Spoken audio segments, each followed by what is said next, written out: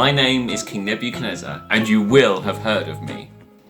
I want to tell you about the time I made a statue of myself, obviously, out of gold. It was great, 90 feet tall and pure solid gold, obviously. I arranged a big opening ceremony with all my advisors, and I issued my orders to the people. All peoples and men of every nation and language, as soon as you hear the sound of the harp, flute, zither, lyre, pipes, and all kinds of music, you must fall down and worship the statue of gold that the king has set up. Whoever does not fall down and worship will immediately be thrown into a fiery furnace. So, every time my people heard the music, they would bow down. I thought it was a great idea. I am great. Remember. But then one day, some of my advisors came to tell me that the Jews I'd put in charge of maths in Babylon were disobeying me. It was Shadrach, Meshach, and Abednego. Daniel's friends. Apparently, they were refusing to bow down. I was furious. I called them to me to ask what on earth was going on. But, and you would not believe this, except you will, because I'm telling you. They told me, the king of Babylon, that they would not bow.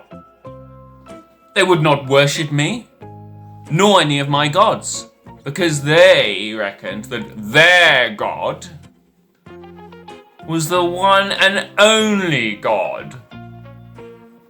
They would worship him, and no one else. I was very angry.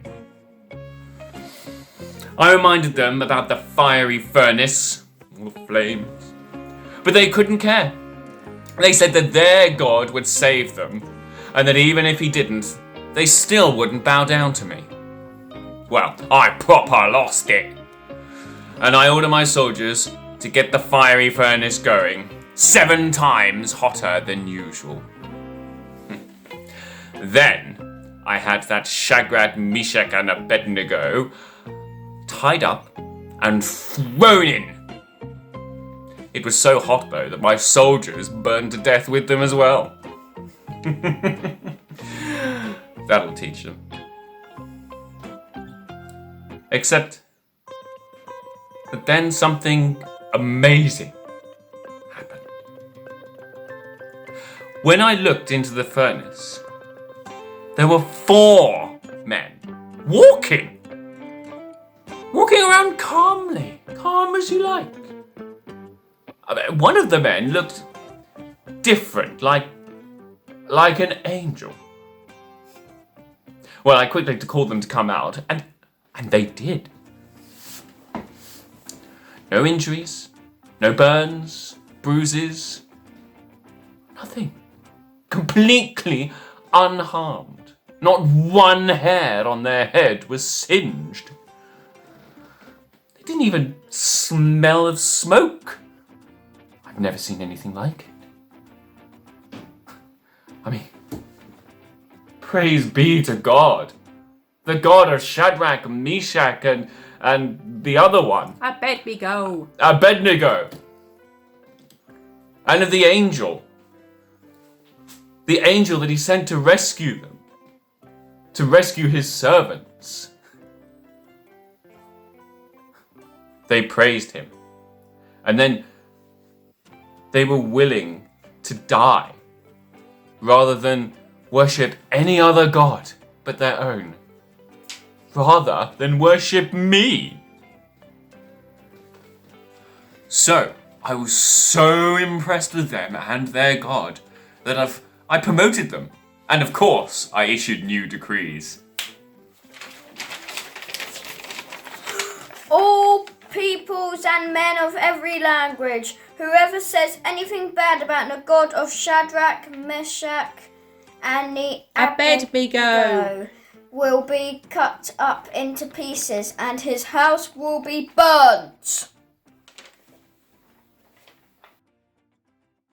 Hello everyone, welcome to church. This week we're carrying on to going through the book of Daniel. This week it's Daniel 3. Now the weird thing about this story is that Daniel's not actually in it, even though the book's called Daniel. It's all about his friends Shadrach, Meshach and Abednego. Now there's two kind of things I want you to think about from this story. The first thing is that Shadrach, Meshach and Abednego, it would have been very easy for them to join in and just worship that statue of that big old king. I mean, what a big old show-off king he was. He had this massive statue built in gold of himself. It was over 9 feet high, which is about 6.5 double-decker buses. It might even be more. You can imagine how big it was. And every time music played, all the people had to bow down and worship the statue of the king, which must have been very irritating. I wonder how many times the music was played during a day. Gosh, that sounds really annoying. But Shadrach, Meshach and Abednego refused to do it, didn't they? That's because they loved God and they knew that it was wrong to bow down and worship anyone but him. And they stood firm on that, and they must have been very brave to stand up to that king and say, no, we're not going to do it. So I want you to think about that, because have you ever been tempted to go along and do something that you knew that was wrong because everyone else was doing it? It's very easy, isn't it, just to go along and join in with it. And we are all going to make mistakes sometimes and do that. But it's next time we need to stop and think. Think what Shadrach, Meshach and Abednego did. They trusted God, didn't they? And they said, no, we're not going to do it. And they trusted God to look after them, which he did. Because the king lost his temper, he sounded a very grumpy king, and threw them into the fiery furnace. And it was so hot that the soldiers that put them in the furnace died. But they didn't. The second thing I want you to think about is when King Nebuchadnezzar looked into the furnace, presumably because he wanted to watch them all get burnt up, because he doesn't sound very nice, does he? He saw an extra person walking around with them, and he said it looked like an angel. And they were tied up when they were thrown into that furnace, but all the ropes had disappeared, but they were unharmed. God had sent an angel to protect them. And I wonder, do you think that Shadrach, Meshach and Abednego could see the angel walking around with them? They might not have been able to see him, but they knew that God was protecting them because they were able to walk around in that fire. They weren't burnt, they weren't singed, it says not a hair on their head was singed, and they didn't even smell of smoke when they came out, which is absolutely amazing. So have a think about that. Sometimes if we're going through a difficult time, and of course we won't be chucked into a fire, thankfully, but sometimes we go through tough times and we might not be able to see God. Well, we can't see God, can we, in person anymore, but we might be able to feel as though God isn't there. But he is with us. Just like Shadrach, Meshach and Abednego had the angel walking around in the fire with them, we've always got God looking out for us, and he's always with us, even though we can't see him. So remember that this week, and I'll see you next time. Bye-bye.